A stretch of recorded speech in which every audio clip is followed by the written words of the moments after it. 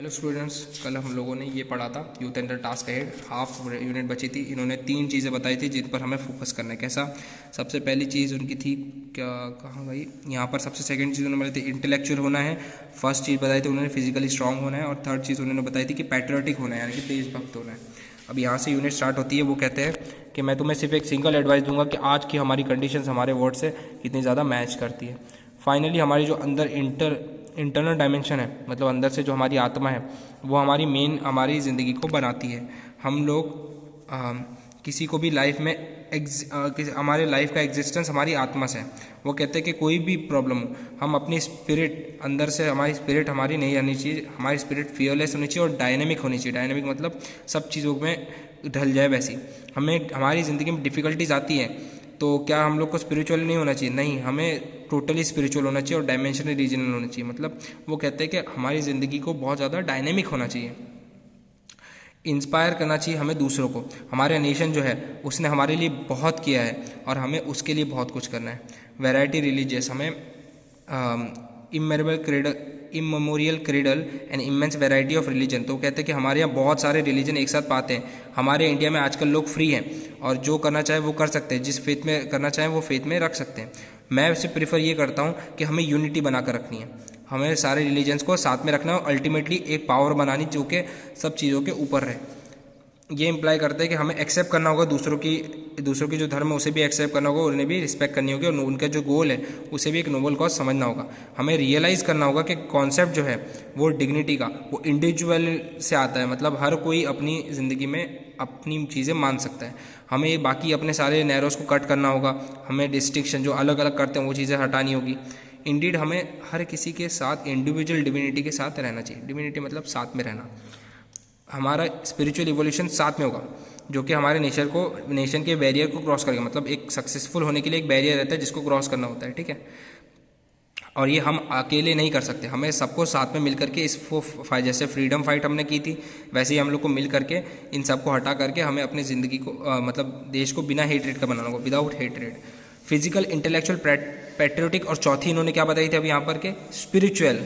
तो मतलब आंतरिक तरीके से भी हमें बाहर से भी स्ट्रांग होना है, हमें नई नई चीज़ें भी सोचनी है, हमें देशभक्त भी रहना है और हमें अंदर से भी अपने आप को बहुत अच्छा करना है। ये डायमेंशन है जो आपको ज़िंदगी में जवान लोगों को और लड़कियों को अपनी ज़िंदगी में एक्सेप्ट करने होंगे, जिससे कि वो हम बहुत ज़्यादा इफेक्टिव सर्विस हमारी नेशंस को दे सकें।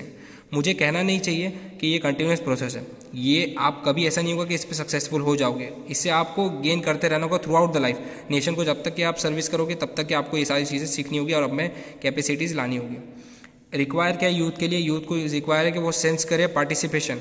जैसे कि जवाहरलाल नेहरू ने कहा था कि जो ग्रेट एडवेंचर है वो नेशन बिल्डर का एक ग्रेट एडवेंचर है, ना कि एक स्टॉप। तो वैसे ही हमें इस एडवेंचर को लेना होगा। हमारे पास कोई रूम नहीं है डिफीटिज्म के लिए, हारने के लिए, डिप्रेशन के लिए, बोर्डिज्म के लिए, मतलब बोर होने के लिए।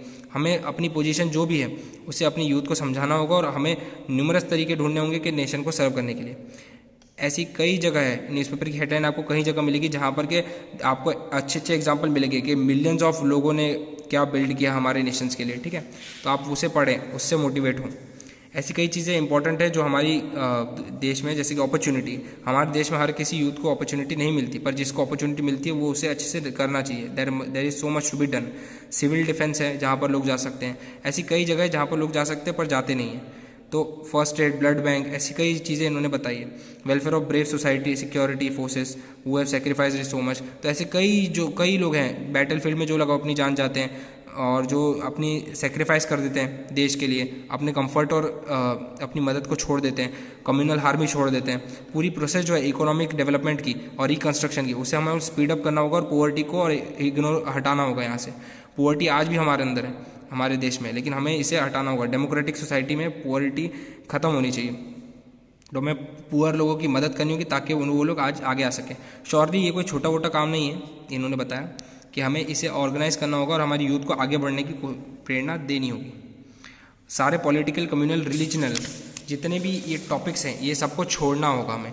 लिंग्विस्टिक डाइवर्सिटी या ये जितने भी भेदभाव, जितने भी टाइप के भेदभाव होते हैं सबको छोड़ना होगा। हमें नोबल टास्क के लिए सारी चीज़ें छोड़ करके सिर्फ डेवलपमेंट के लिए इंडिया को आगे बढ़ाना है। हमें कैनलाइज करना है। कैनलाइज मतलब अपने वे ढूंढने कि हम लोग कैसे आगे बढ़ सकते हैं देशभक्त बने हुए, और हम लोग कैसे अपने मतलब दिनों को इम्प्रूव कर सकते हैं और आगे बढ़ सकते हैं। हमारे जो यंगर जनरेशन उसको कई चैलेंजेस आएंगे, ऐसा नहीं है कि ये राह आसान है, बहुत सारे चैलेंजेस आएंगे, पर उन्हें हमेशा अपने बड़ों की बात को समझना है और उन्हीं की सीख लेकर के आगे बढ़ना है। वो कहते हैं कि सेक्युलर और डेमोक्रेटिक नेशन है हमारा, जो कि सालों तक और रहेगा और हमें उसे जब तक वो रहेगा तब तक ये सर्व करना है। हमारी डेस्टिनी ये है कि हम बहुत खुशकिस्मत है कि ऐसे नेशन में हमें पैदा होने का सौभाग्य मिला जहाँ पर कि डेमोक्रेसी है। और मैं कॉन्फिडेंट हूँ कि इसकी हिस्ट्री एरा, और जब इसके बारे में आप लोग पढ़ोगे यंग मैन, ठीक है, हमारे यंग मैन जब पढ़ेंगे तो उन्हें बहुत सारी चीज़ें ऐसी मिलेगी जो वो चाहते हैं, मतलब कि उन्हें बहुत सारी चीज़ें ऐसी सीखने की मिलेगी जो कि उन्हें समझनी होगी, ठीक है। वो कहते हैं कि हमें किस किस चीज़ में इक्वालिटी लानी होगी, जस्टिस, लिबर्टी, इक्वालिटी, फ्रेटर्निटी मतलब एक एक इंडिविजुअल इंसान का जो इंपॉर्टेंस रहता है ना वो भी, तो ये सारी चीज़ों को हमें करना होगा।